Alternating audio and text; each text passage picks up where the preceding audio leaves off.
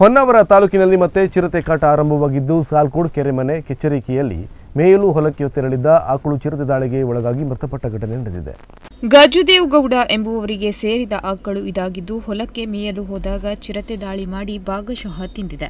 ಕಳೆದ ಕೆಲವು ವರ್ಷಗಳಿಂದ ಈ ಭಾಗದಲ್ಲಿ ಚಿರತೆ ಕಾಣಿಸಿಕೊಂಡಿತ್ತು. ಅನೇಕ ಬಾರಿ ಆಕಳ ಮತ್ತು ನಾಯಿಗಳ ಮೇಲೆ ದಾಳಿ ಮಾಡಿದ ಘಟನೆ ನಡೆದಿತ್ತು. ಇದೀಗ ಕೆಲವು ದಿನಗಳ ಬಿಡುವಿನ ನಂತರ ಮತ್ತೆ ಚಿರತೆ ದಾಳಿಗೆ ಆಕಳು ಬಲಿಯಾಗಿದೆ. ಇತ್ತೀಚಿನ ವರ್ಷದಲ್ಲಿ ಕಾಡು ಪ್ರಾಣಿಯ ಹಾವಳಿ ವಿಪರೀತವಾಗಿದ್ದು ಸಾರ್ವಜನಿಕರು ಆತಂಕಕ್ಕೆ ಒಳಗಾಗಿದ್ದಾರೆ. ತಾವು ಬೆಳೆದ ಬೆಳೆ ಹಾನಿಯಿಂದ ಕಂಗೆಟ್ಟಿದ್ದು ರೈತರಿಗೆ ಇತ್ತೀಚಿನ ವರ್ಷದಲ್ಲಿ ಸಾಕು ಪ್ರಾಣಿಯಾದ ನಾಯಿ ಆಕಳುಗಳು ತಮ್ಮ ಮುಂದೆಯೇ ಪ್ರಾಣ ಕಳೆದುಕೊಳ್ಳುತ್ತಿದೆ.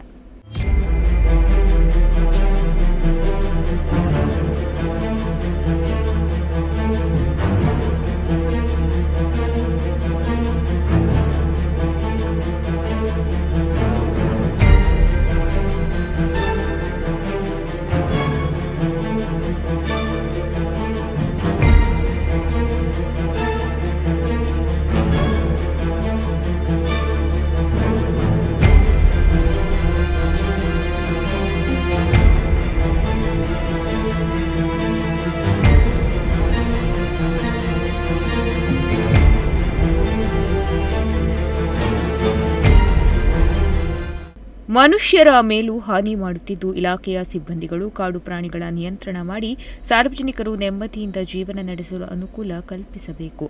ಅರಣ್ಯ ಇಲಾಖೆಯವರು ಚಿರತೆ ಸೆರೆ ಹಿಡಿಯುವ ಜೊತೆಗೆ ಸಾರ್ವಜನಿಕರಿಗೆ ಭಯ ಹೋಗಲಾಡಿಸಲು ಮುಂದಾಗುವಂತೆ ಮನವಿ ಮಾಡಿದ್ದಾರೆ.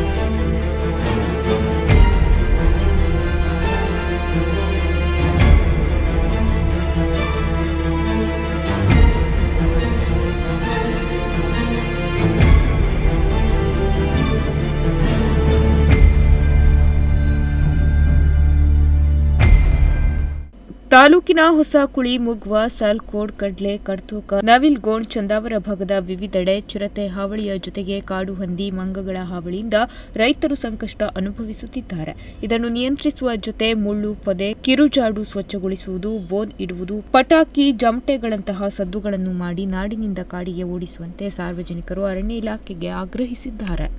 ನಾಗರಾಜ್ ನಾಯ್ಕ್, ನುಡಿಸಿರಿ ನ್ಯೂಸ್, ಹೊನ್ನಾವರ.